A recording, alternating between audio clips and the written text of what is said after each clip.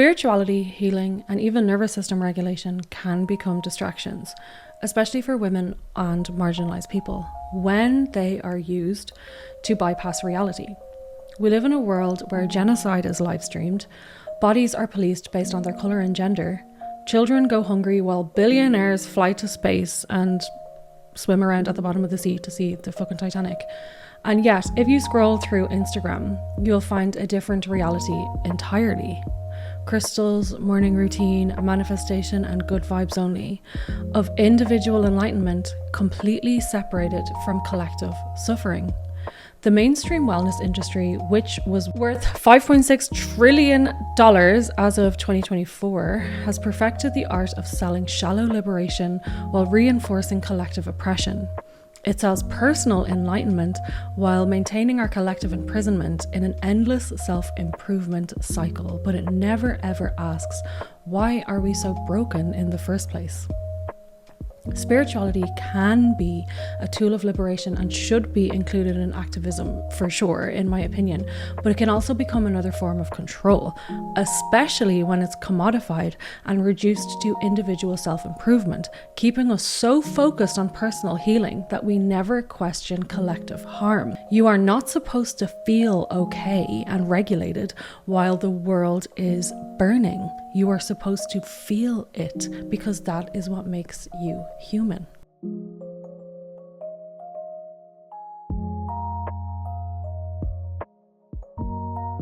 So this episode is going to be all about spirituality and bypassing, and how a lot of people will prioritize their own comfort and peace over the lives of oppressed, colonized, starving people.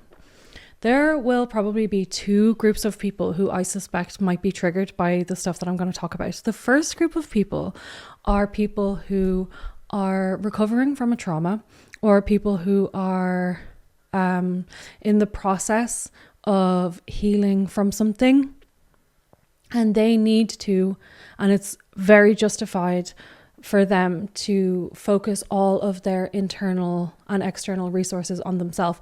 I have had multiple times in my life when I was recovering from something that happened, and I did not have the capacity to also care about world events and politics and femicide and what's happening in the Middle East. I didn't have the capacity to deal with that because I had to give my energy to myself. I had to learn how to heal. I had to recover. I had to build myself back up. And then when I felt better, I was able to open myself back up and increase my capacity to also care about other people. If that's you, I'm not talking to you. You're not the person who I'm talking about when I'm talking about this stuff. So just to say that I'm not talking about those people. So if that's you, I'm not talking to you. Okay. The next group of people who will probably feel triggered by what I'm talking about are the people who practice spirituality in a way that upholds toxic, individualistic, capitalistic, even patriarchal forms of spirituality. I'm talking to people who have the time, the capacity, the energy, the resources to also care about other people, not just themselves, but choose not to. They do not include other people. They do not include the collective in any way, shape, or form in their spirituality or healing practices. People who value their comfort and peace more than the lives of oppressed, starving, and colonized people. People who have the mindset of, well, if it doesn't affect me, then it's not my responsibility. Those are the people who I am talking to. And if I triggered you by saying that, this is a gentle and loving invitation to sit with the discomfort of what I'm saying. You can be like, she's a fucking bitch, fuck that bitch, whatever. You can say that if you want to. But I am offering you a gentle invitation to sit with me here for however long this video is going to be, maybe half an hour, and sit with the discomfort of being called out. Sit with the discomfort of being gently called in, and ask yourself, is there a way that I can also include other people in my care? Is there a one step that I could take 1% closer to a collective liberation, 1% closer to including marginalized people, including the Palestinians, including women, including hungry children, including people of color? Is there one step that I can take where I can overlap my spirituality practice, my yoga practice, and also be focusing on other people and not just myself? Gentle calling in. Gentle, come in and sit down. So I have a quote here that I'm going to finish my introduction on. Regulation is not about making peace with oppression. It is about building the capacity to fight it without completely burning out. Healing should give you the strength to keep resisting, not the comfort to stop caring.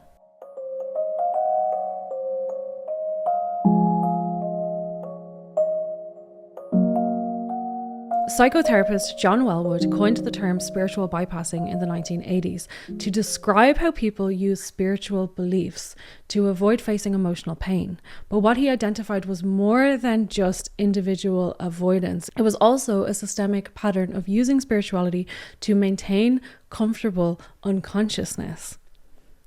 He describes spiritual bypassing as the tendency to use spiritual ideas and practices to sidestep or avoid facing unresolved emotional issues, psychological wounds, and unfinished developmental tasks. He also described it as trying to rise above the raw and messy side of our humanness before we have fully faced it or made peace with it.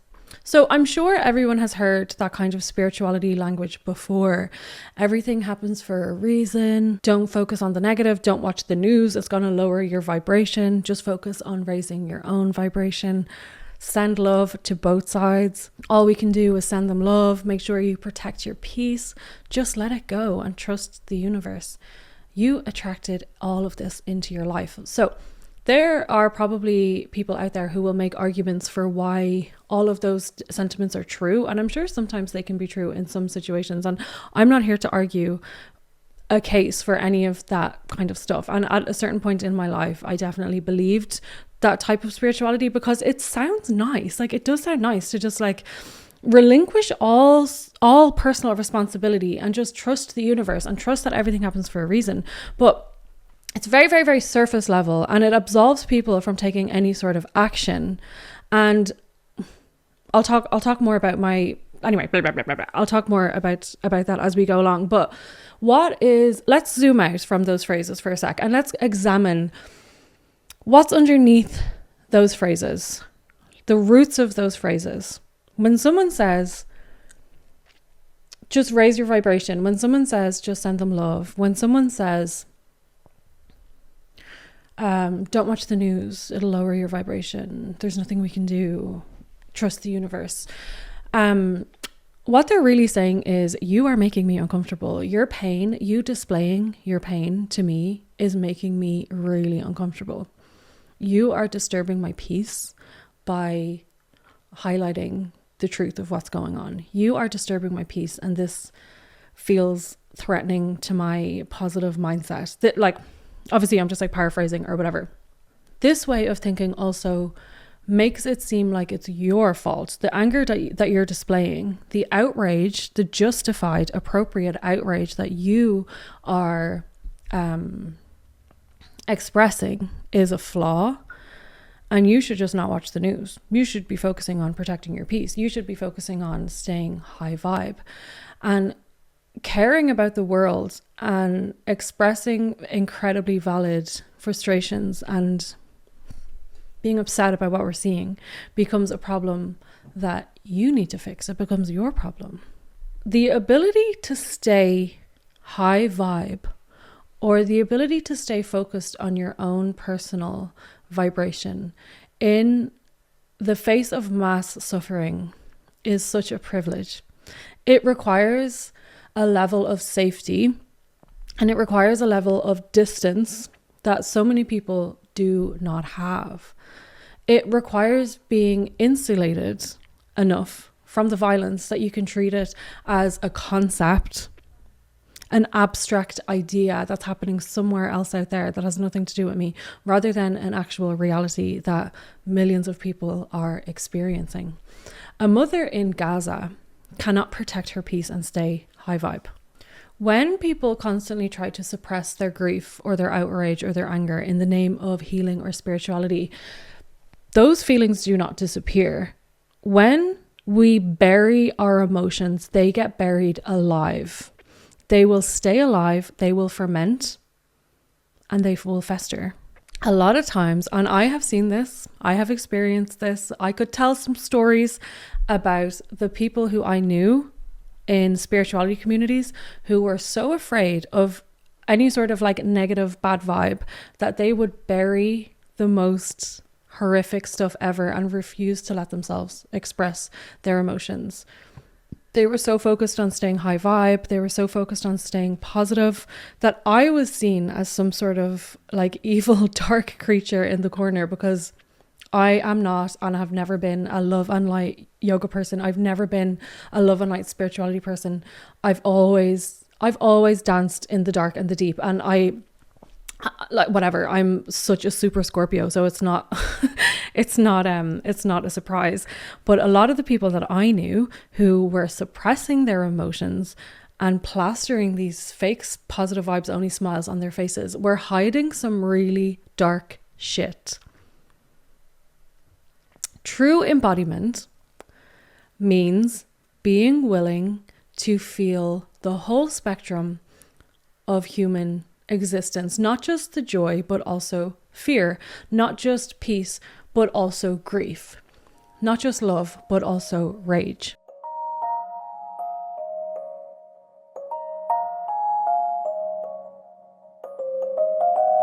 Spiritual bypassing doesn't just numb us from our own pain and from our own lived experience of the things that we experience day to day, or the things that we've experienced in the past. Spiritual bypassing doesn't just numb us from that, it also numbs us from our conscience. We might start to think that feeling good, and always focus on feeling good and feeling regulated, is the same thing as doing something good. Those are not the same thing at all. And again, I've said it before and I'll say it again, you're not supposed to feel really, really good when you are marching in a protest. You're not supposed to feel really good when you are sending messages to your representatives highlighting the atrocities that the government is committing. You're not supposed to feel like enlightened and namaste and kumbaya. You're not supposed to feel really good and really regulated in those situations. You are supposed to embody the rage and do something with it. A lot of these teachings will also say things about suffering and how it is karma. All suffering is karmic. I had an argument with many a guru over my travels about these sentiments, that we manifest everything into our reality. Everything that we've ever experienced, everything that's ever happened to us, was how our energy met with reality, and that was like reflected back to us or whatever. Again, I'm not here to like dismiss all of these claims, but how can you blame a woman for her assault? All suffering is karmic. She deserved it. She somehow manifested that into her life, really. So if we're going on that level of thinking that all suffering is karmic, what is the genocide in Palestine? The woman getting followed home and murdered. The kids being abused by their dad. White supremacy, colonization. Is that just a mindset problem? Is that an energy and a frequency problem? This type of spirituality framework, there are arguments to be made from it, and I know that, and I'm not trying to be like completely dismissive of it. I'm just pointing out the ways that people will use those lines of thinking and those kind of spirituality frameworks to absolve themselves from any sort of responsibility. These types of frameworks erase the roots of harm. They ignore power imbalance. They ignore society structures. They ignore systems of oppression. They ignore gender, race, history, and class. They essentially protect the very systems that we are trying to heal from. It kind of pushes this narrative of your oppression is your karma, and it is your lesson, and it is up to you to heal yourself. This way of thinking often thrives in Western, white-dominated spiritual spaces. Everyone acts shocked. Everyone acts surprised because it will allow people, especially those who benefit from the oppressive systems, to stay comfortable and to stay disconnected and to stay out of the fight. People using terms like good vibes only as a way to relinquish themselves or absolve themselves from any responsibility is not activism. It is a cover. It says, I don't want to feel this because it doesn't make me feel good. I don't want to see what's happening because it's not making me feel good. It's upsetting to me. A lot of the times that often means I don't want to feel you. I don't want to feel your rage. I don't want to feel your grief. I don't want to feel your truth. I don't have capacity for it because I'm only focused on making sure that I feel good. Healing is not, spirituality is not, in my opinion, about escaping from the world. It is about becoming more alive in it, more connected to it, and using whatever privilege, whatever power we have to help those who don't have the same privilege and the same power that we have. Ailey Jolie, a somatic trauma practitioner, says, we are not here to soothe ourselves into compliance with the world that's hurting us. We are here to feel enough to resist it. Adrienne Marie Brown says, the most radical thing any of us can do is believe that we are enough, that we are worthy of belonging, and that our liberation is tied to each other. That is from her book, Pleasure Activism. You are not supposed to feel regulated while you are fighting systems of oppression. You are not supposed to feel okay and calm and centered and grounded and your highest self while you are protesting about the genocide going on in Palestine. But you are supposed to feel it. You're supposed to feel it, not just the joy, but also the heartbreak, and let yourself be heartbroken by things that will break your heart. Let yourself be heartbroken. Congratulations. It means that your internal systems are working. Your nervous system is working.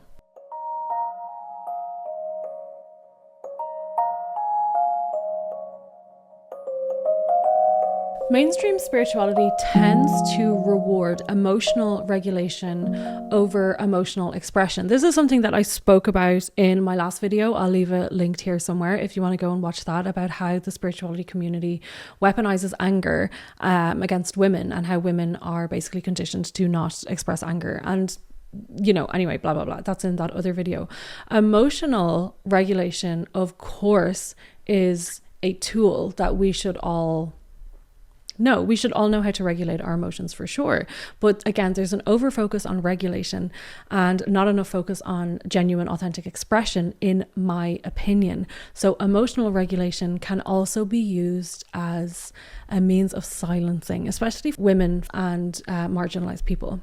We're told to stay in alignment, don't be reactive. Your triggers are your responsibility. These phrases are often weaponized against people who are expressing justified and appropriate outrage, especially about things like sexism, racism, genocide, systemic violence. And instead of listening and validating and doing something about it, a lot of people will spiritualize their discomfort with your truth. In 2021, a study in the Journal of Critical Dietetics, Dr. Joy Cox noted that the wellness industry's language of calm, compliance, and self-responsibility disproportionately targets women, especially Black women and fat women, who are perceived as disruptive when expressing their needs or boundaries. This dynamic echoes centuries of patriarchal messaging. Be quiet, be small, be nice, be grateful, do not disturb the peace, don't take up too much space. The result is people who are expressing their anger, their needs, their boundaries, their grief, their rage, their defiance, their non-compliance. This is all coded and labeled as low vibrational, or someone who's just really toxic or unhealed. Even in goddess-centered or divine feminine spaces, the kind of femininity that is usually celebrated, not always, because I have seen a lot of people who work with anger and rage. Thank fuck there's more spiritual and more healing spaces that are creating the space for women to express their anger, and they are encouraging that. But a lot of the times, the femininity and the divine feminine that is celebrated is soft, receptive, nurturing, sensual, but not too sexual, and very forgiving and very angelic. These are pretty much traditional patriarchal, biblical, gendered roles and expectations, but they're just rebranded as some like angelic kind of empowerment. It mirrors this historical expectation that's placed on women under patriarchy, that femininity is only worthy when it serves the comfort of other people. When the divine is imagined primarily in male terms, all that is female is defined in relation to him, either as a helper or a threat. I am a threat. I claim threat. Across both traditional religious institutions and contemporary New Age spirituality movements, leadership is almost always male dominated. In many large-scale spirituality organizations, gurus and spiritual entrepreneurs are male, charismatic, positioned in some sort of higher energetic, like they're their higher selves, or they're more enlightened, that they have all these secrets that we couldn't possibly know, and they are rarely held to account.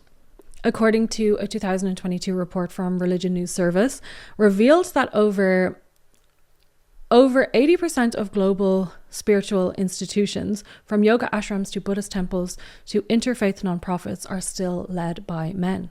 Even in newer wellness movements like breathwork, energy healing, tantra, the teacher often becomes a spiritual patriarch, dispensing truth, dishing out truth, while rarely being questioned or critiqued.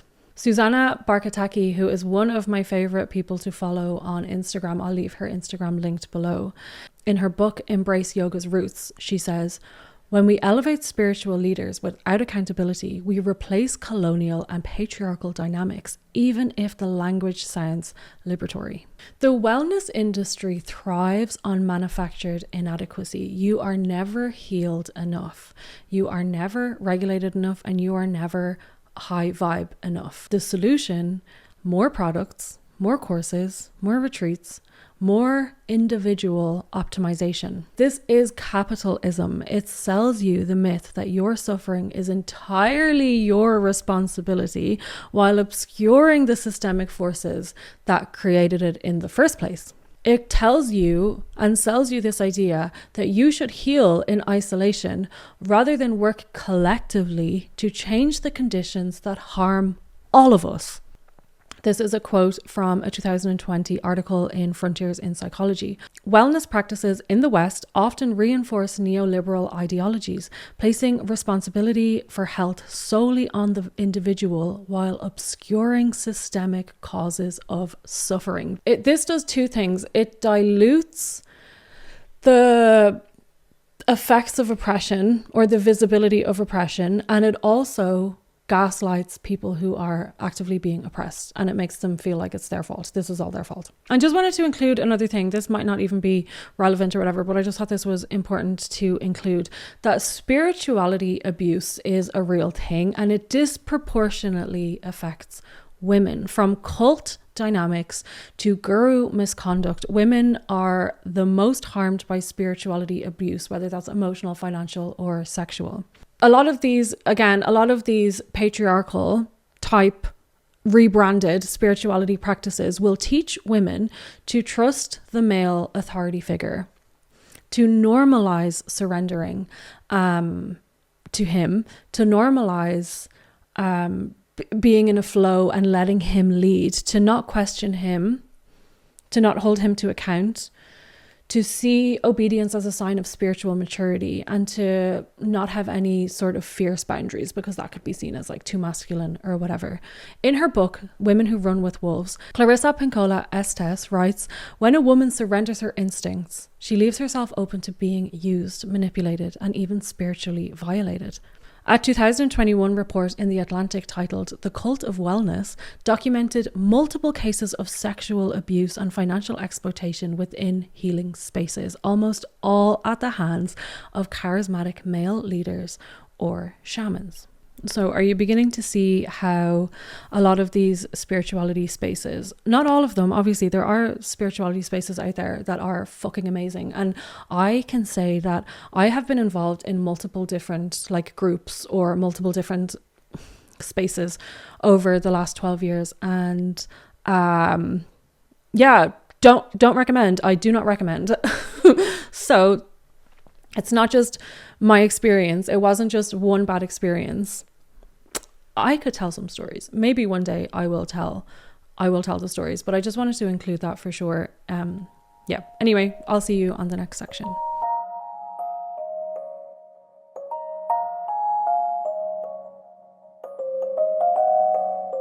One of the most dangerous lies of the mainstream media is that you can heal yourself separately from the world, that your nervous system can find regulation while other people are dysregulated in systems of oppression, that your enlightenment can also coexist in the same space, in the same world, in the same country, that people are being enslaved.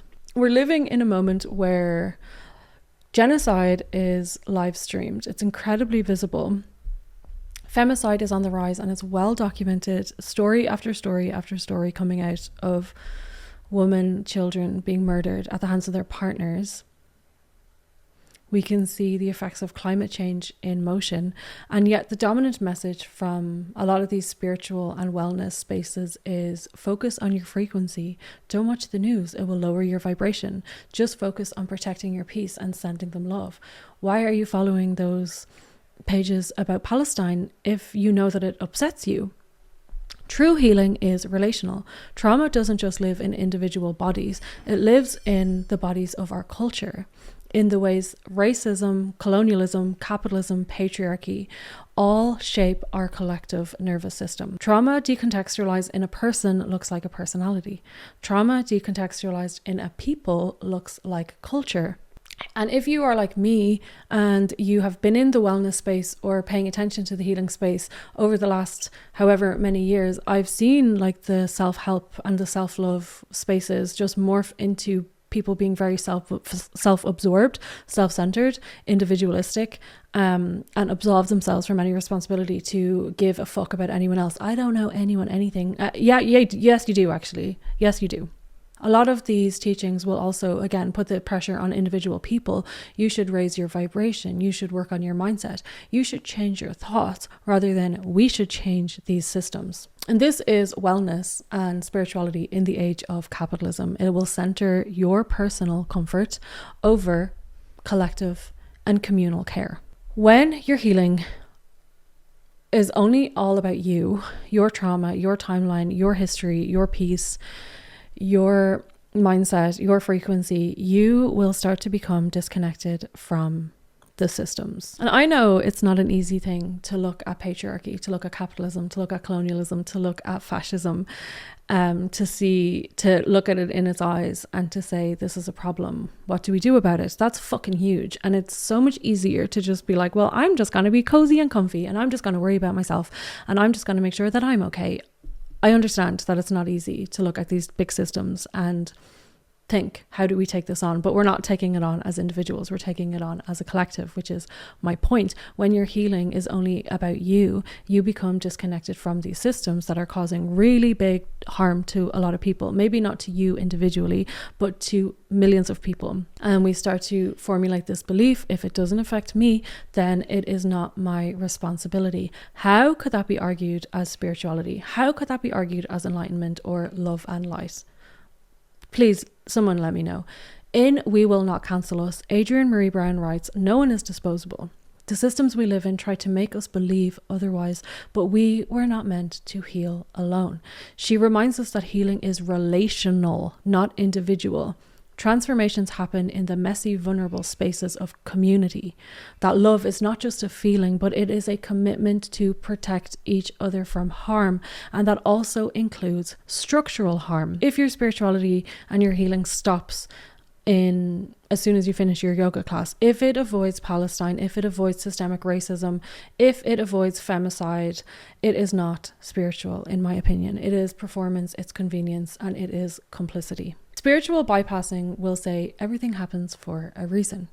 Liberation will say some things happen because people in power choose violence. And is there something we can do to stop them? Bypassing will say just send them love. Collective liberation will say, yes, send love, but also send money, send emails, send your body to a protest.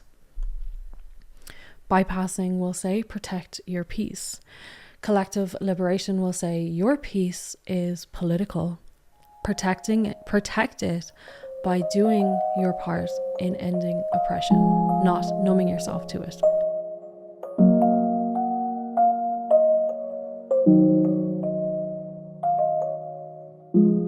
There is a genocide happening in Gaza. As of May 26th, 2025, that was 2 days ago, the humanitarian crisis in Gaza has reached unprecedented levels. According to the Gaza Health Ministry, approximately 54,000 Palestinians have been killed. Obviously, the number is so much higher than that, and approximately half of those killed have been women and children. Thousands of children orphaned, thousands of children missing, separated from their parents, maybe dead under rubble, and hopefully they are being looked after by their mothers and parents.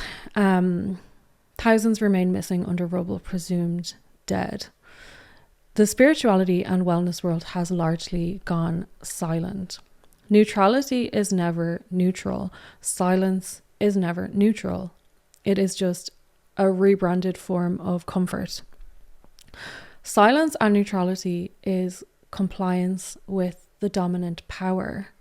As a Holocaust survivor, Elie Wiesel says, neutrality helps the oppressor, never the victim. Silence encourages the tormentor, never the tormented. When a spirituality teacher says, I'm just not political, what they mean is, again, none of this affects me, so I don't care. I won't risk alienating my audience. I don't want to upset anyone. I don't want to disrupt my income stream. And I don't want to let my nervous system feel the full horror of this. I don't want to learn anything spiritual from anyone in that perspective. I don't want to learn anything spiritual from anyone who is not political. I don't want to learn anything spiritual or anything about healing from someone who is scared to alienate their audience. I don't want to learn anything spiritual or anything about healing from someone who is scared to disrupt their income stream. I don't want to learn anything spiritual or anything about healing from someone who will not allow their nervous systems to feel the full horror of the genocide in Gaza. That is my opinion, and I will die on that hill.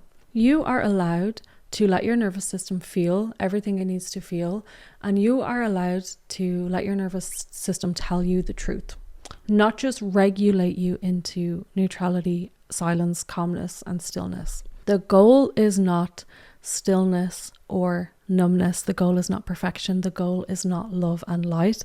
The goal is honesty, authenticity. The goal is to be a messy human, to be fully present, fully embodied, and to be in integrity, even if it is uncomfortable, even if it is inconvenient, even if it is dysregulating, even if it makes us cry. Also, just a little bit of additional context. I am Irish, and if you didn't know, Ireland has its own history of oppression and colonization, which is why most people in Ireland are so deeply affected by what's happening in Palestine. Palestine actually has a very deep affinity to Irish people, and they use us as a symbol of freedom, a symbol of land reclamation and culture reclamation. Before the current onslaught of violence against the Palestinians that we've been witnessing since October 2023, before that, there were Irish flags all over Palestine.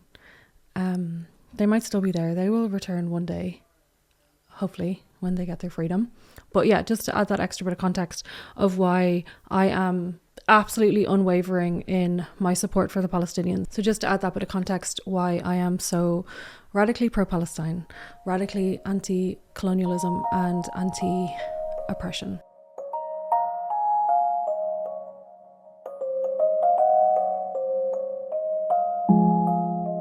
Embodiment has nothing to do with how much you can calm yourself down or how much you can soothe yourself into a tranquil state of bliss. Embodiment is asking yourself, do you have the capacity, do you have the ability to allow yourself to show up in the most authentic and honest way? whatever that looks like today. Somatic psychologist Ailey Jolie writes that embodiment is not about always feeling good. It is about being in right relationship with your body, even when it's difficult. And that's where the work lies for us, for spirituality people, for healers, activists, artists. Not to regulate our way into silence, but to regulate our way into honesty, to feel safe enough to tell the truth, and to feel stable enough to hold grief without trying to like hurry it up, just to feel safe and stable enough to actually sit in it and express it, to let ourselves be heartbroken, and to actually see that being heartbroken when we're witnessing everything that we're witnessing is good. Thank God your heart is broken. Thank God my heart is broken. Thank God we're feeling what we're feeling, because it means that everything is working. Our hearts are in the right place. Our soul is in the right place. Our nervous systems are working. We should not feel really good and really regulated by witnessing everything that we are witnessing. Embodiment and regulation should also help us to create the capacity to feel that pain and to say, this is painful to witness. This is painful to experience. I want something different, not just for me, but for everyone. And this is the work of embodiment, not just to become more calm or more regulated or more centered or more zen, but to become better at being a human, to become a better human in the collective. Yes, it's very important and necessary to feel joy and contentment and to laugh and to dance. But what about the rage? What about the heartbreak? What about the grief? These emotions do not need to be fixed or released. They need to be felt and they need space. Real healing should make us more sensitive, not less sensitive. It should make us more open, not more like closed down and restricted, more willing to let ourselves be dysregulated and be disturbed by the things that we're witnessing, by witnessing injustice. We are here to feel it. Healers, activists, artists, we are here to therapists, practitioners, we are here to feel it. We are here to stay with the discomfort long enough so that hopefully it transforms us. Hello, I am Adam. Please tell us. These are brothers Adam, Karim and Wasim. I have been helping to raise money for them since last year, very early 2024. So I'm just going to leave the GoFundMe link below. If anyone is feeling generous and they would like to donate to these brothers, they're living in awful conditions, as you can well imagine. They are all still alive, thank God, and hopefully they manage to stay alive. So I'm going to leave that link down the bottom for anyone who has the desire and the resources to share and show a little bit of love to those three brothers.